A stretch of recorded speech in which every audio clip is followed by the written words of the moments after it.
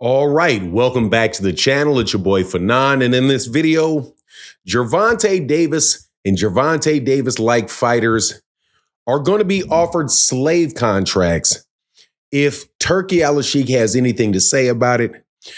There's been a bill introduced into Congress that I do believe is called the Ali Revival Act, which is designed to rob fighters, drive down the amount of money they would make, and eradicate the line between the manager and the promoter, the firewall between the manager and the promoter that was put out there for the good of boxers.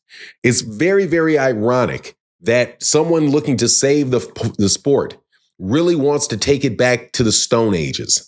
Let's talk about what fighters like Gervonta Davis, up-and-coming fighters like Kermel Moton, young fighters we're going to have to deal with if Turki Alashiek gets his way. Let's talk about it in this video.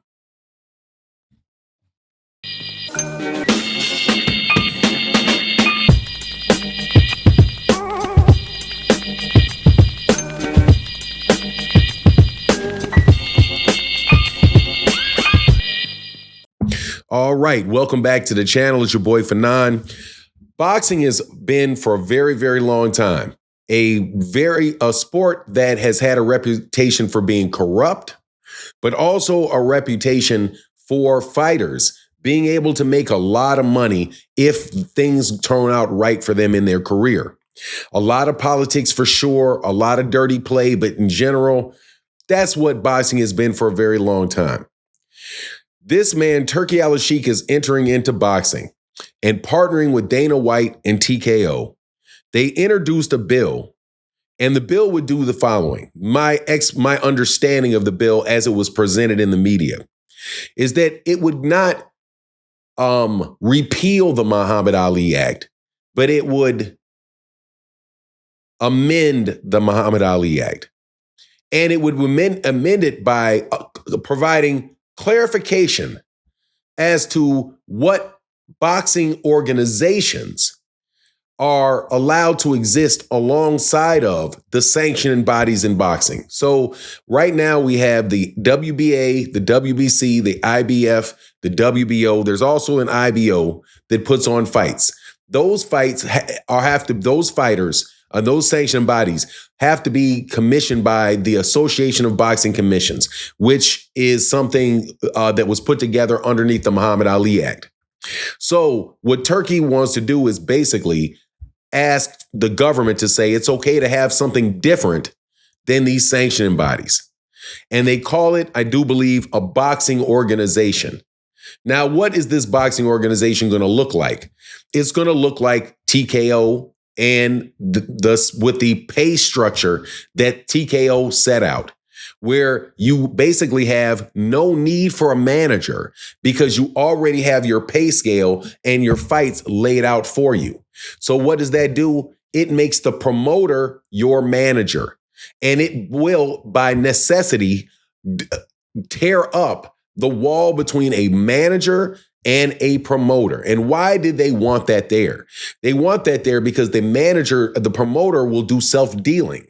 And the manager will not just negotiate for the betterment of the fighter. It will negotiate. He may have several fighters that are working underneath that promoter, and in which case he really is just an employee, a de facto employee for the promoter. That's what they're trying to start up with in this TKO boxing league. Now, I first look at it and I say, okay, well, you have an opportunity, and this is how they try to catch you, right? You have an opportunity to choose. You can choose to go to the sanctioned bodies, or you can choose to go to this boxing organization. Well, how many boxing organizations are you going to make up? Is everybody just keeps to come in and just make boxing organizations little internal tournaments? And that means that they no longer have to deal with managers, and they can set pay scales for fighters, no matter how much money is actually being generated, that none of that money is going to go to the fighter because their pay is already set. And that's what what they're going through already with the UFC. There's a bunch of fighters, UFC fighters that leave the UFC to go to boxing because the UFC is so because it's a closed market.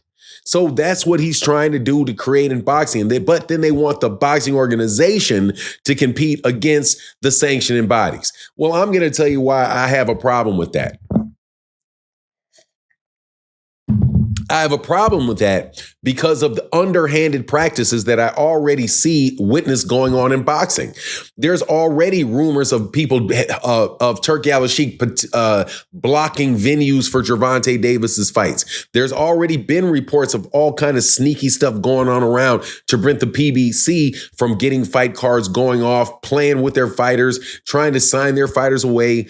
You're going to wind up seeing this with the TKO, because with TKO, they're going to aggressively go after and compete with the sanctioning bodies. And they're going to wind up getting some kids in some situations where they're going to never make the money that they could make because they signed up and they got some little quick, easy startup check with these guys and wind up being in a situation where they can get attached to these people for years, wind up in situations where they're not getting paid. You never know what can go on with this stuff, man. By the way, the UFC, this is another attempt to save the UFC. I don't think that this is going to work. I don't think people are going to, big name fighters are not going to want to sign for that type of pay scale. However, young fighters that are not big name fighters yet very well may do that. I'm just really sad to see that somebody from outside the United States of America, like the Turki Alashiek, is not from the United States. He's from Saudi Arabia, and him trying to push this garbage in the United States and having a sitting U.S. congressman support him and Ari Emanuel and them in this, it's just, to me, it's disgusting.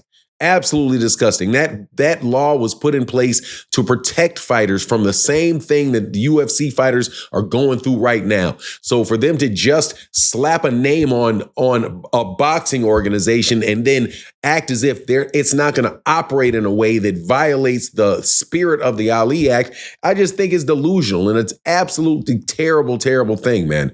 But at the same time, hey, man, maybe if they lock all these guys into slave labor contracts and then they all fight tooth and nail against each other like Turki Alashiek said he wants, right?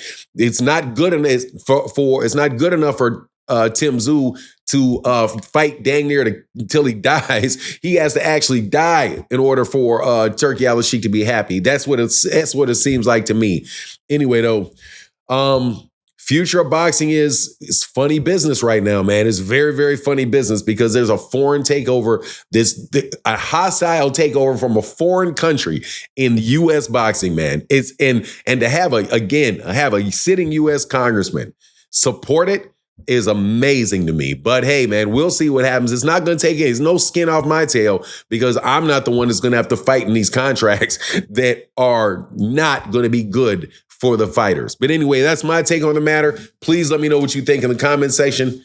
And with that, I'm out. Deuces.